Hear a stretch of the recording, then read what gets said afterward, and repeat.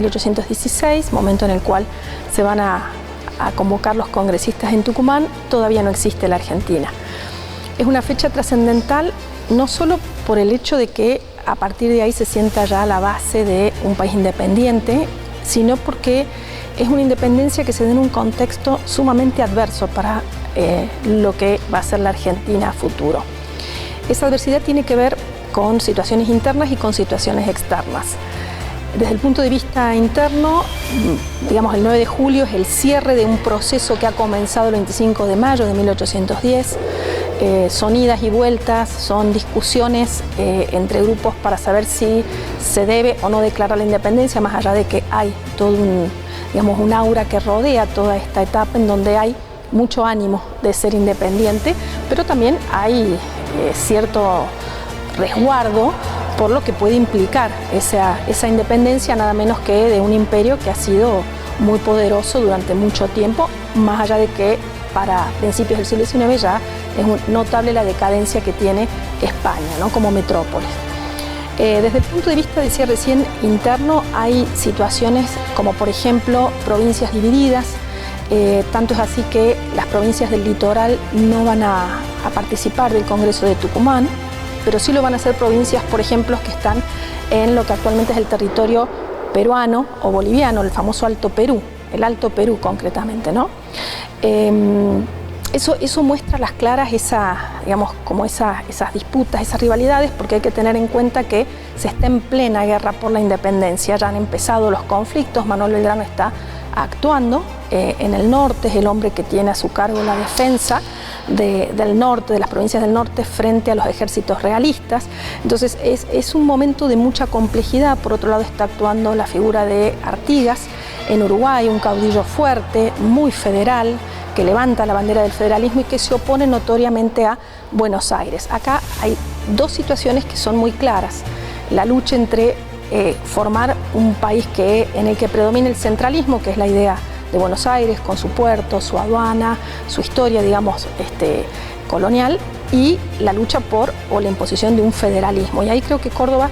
estoy convencida de que Córdoba se levanta como una bandera federal. Su gobernador, el gobernador de ese momento, José Javier Díaz, es un federal convencido, y un poco que la iniciativa de él para los congresistas que va a mandar Córdoba, que van a ser 4 en ese momento, es que justamente se respete la autonomía de las provincias. O sea, hay ahí una clara visión de que se tiene un sentido de nación, un sentido de algo superior a lo que es la provincia en sí, o el sentido provincial, digamos, de localista o de provincialismo, pero pensando siempre en términos de construir algo que respete lo que se da en cada provincia, que es su autonomía. Eso es en materia interna, ¿no? Esta disputa por si se va a pensar en un país federal, en un futuro país unitario. También hay otra cuestión muy importante que se debate en ese congreso, que es qué forma de gobierno se va a adoptar. Y ahí viene un poco el impacto de lo que pasa en el plano internacional de la época. Estamos situados en un momento en el cual termina de ser derrotado Napoleón Bonaparte en Europa, y esa derrota trae aparejada la organización de un congreso, que es el Congreso de Viena. En ese congreso las grandes potencias deciden reafirmar lo que es el derecho de los reyes en Europa, la famosa restauración monárquica. Entonces, bueno, en un contexto en donde se está reafirmando el poderío o el respeto, la legitimidad de un monarca, una de las grandes discusiones dentro del Congreso de Tucumán va a ser qué forma de gobierno se va a adoptar. Y ahí, bueno, las corrientes que van a tener más peso van a hablar de una monarquía. En términos de monarquía, algunos van a proponer una monarquía europea, ir a buscar algún príncipe que no tenga corona en Europa para traerlo y coronarlo en estas tierras. Y otros van a hablar de una monarquía de origen americana, particularmente Belgrano va a pensar en una monarquía de origen incaica. Haciendo referencia, alusión a, bueno, si hay una lucha por la independencia, lo más lógico,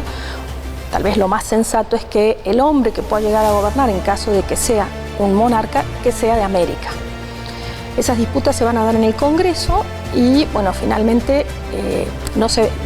va a tomar una decisión en ese momento en particular, sino que eso se va a dilatar a medida que el Congreso ya no esté radicado en Tucumán, sino que esté radicado o se radique en Buenos Aires, año 1817. Ahora, la pregunta importante acá es, ¿por qué fue Tucumán? ¿No? Porque uno está hablando de Tucumán, una provincia pequeña que en relación a Córdoba tal vez y a la misma Buenos Aires no tenía la importancia y el prestigio. Bueno, pero hay razones que explican por qué Tucumán es la sede finalmente elegida para hacer un congreso. Entre las principales está el hecho de que en aquella época había un camino real que unía las distintas provincias y de hecho yo recién mencionaba la presencia de congresistas que vienen del Alto Perú. Entonces para esa gente trasladarse a un lugar tan lejano como Buenos Aires y hasta la misma Córdoba era muy costoso, muy oneroso y ni hablar de los tiempos, ¿no? Caminos malos, caminos que se hacían o viajes que se hacían en carretas, en diligencias, entonces o a caballo. Entonces bueno, Tucumán en ese sentido actúa como un punto neurálgico porque une a estas provincias, digamos, que están en la Argentina y estos territorios, estas provincias que estaban en el Alto Perú. Otra de las razones es porque Buenos Aires fue sede años antes de lo que era la Asamblea del año 13 y ahí sí dejó muy bien posicionada su postura centralista. Entonces, para digamos, poder eliminar de alguna manera ese peso que Buenos Aires tiene con su puerto, su aduana y el centralismo que deja ver constantemente, se elige a esta provincia, porque si bien Buenos Aires va a ser la provincia que va a mandar más representantes, no lo va a hacer en su territorio, va a tener que defender sus ideas, digo, en otro lugar, en este caso en una provincia bastante más lejana. Y el tercer punto, que no es menor, no es un detalle menor, tiene que ver con que el Ejército del Norte tenía sede en la provincia de Tucumán, entonces en caso de que algo pasara o algo sucediera, había un ejército para proteger a estos congresistas que se reunían en Tucumán. Cabe aclarar que en aquella época las provincias no eran muy numerosas, no tenían mucha demografía, muchos habitantes, pero a pesar de eso se decide que cada provincia va a elegir un representante cada 15.000 habitantes. Y eso lleva o determina que Córdoba tenga 4 representantes en ese congreso, 4 personas que van con la idea de defender el federalismo y de poder también consensuar y mediar frente a las problemáticas que se estaban desarrollando, sobre todo con el litoral, teniendo en cuenta que las provincias de Santa Fe y de Entre Ríos y lo que era la banda oriental, que después ya va a ser la República del Uruguay, están separadas y están bajo las órdenes de Artigas, un hombre que defiende el federalismo y un hombre que se posiciona en favor de constituir una república. Una idea de gobierno que para 1816 es bastante, podríamos decir, embrionaria, porque el único país que está transitando por una república es Estados Unidos. Y bueno, y eso hace que esa idea de gobierno digamos que finalmente va a ser la que va a adoptar nuestro país, en ese momento, en ese contexto histórico, no predomine. Este congreso se hace en lo que era la casa de Francisca Bazán de Laguna, una mujer que era viuda, que tenía un hijo y que por ahí las crónicas o los mitos hablan de que ella aparentemente donó su propiedad para que ahí se haga el congreso. Bueno, hay algunas fuentes históricas que sostienen que no, que se pagó un alquiler por el lugar. Lo que sí, como era una casa que no tenía muchas dimensiones para recibir a los 29 congresistas que finalmente van a estar reunidos ahí en la casa de